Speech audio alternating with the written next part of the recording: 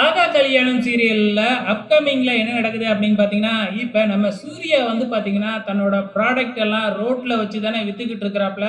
இந்த விஷயம் சூர்யாவோட வீட்ல இருக்கிறவங்க யாருக்குமே தெரியாது. இப்ப கார்ல நம்ம மகா, தாத்தா, பாட்டி, ராஜலட்சுமி எல்லாம் வந்துகிட்டு இருக்கும்பொழுது, சூர்யா ரோட்ல நின்னுகிட்டு கூவி கூவி ப்ராடக்ட்ட விக்கிறத பார்த்துட்டு, நம்ம மகா அதிர்ச்சியாயி எல்லாத்துக்கிட்டயும் சொல்றாங்க. அந்த இடத்துல கார நிப்பாட்டிட்டு போய், "ஏய் சூர்யா என்னடா பண்ணிக்கிட்டு இருக்க ரோட்ல?" அப்படின்னு ராஜலட்சுமி கேட்க, அதுக்கப்புறம் நம்ம தாத்தா இருந்துகிட்டு, "அவன தடுக்காதீங்க. என்னோட அப்பா, தாத்தா எல்லாருமே இப்படிதான் ஆரம்பிச்சாங்க ஆரம்பத்துல.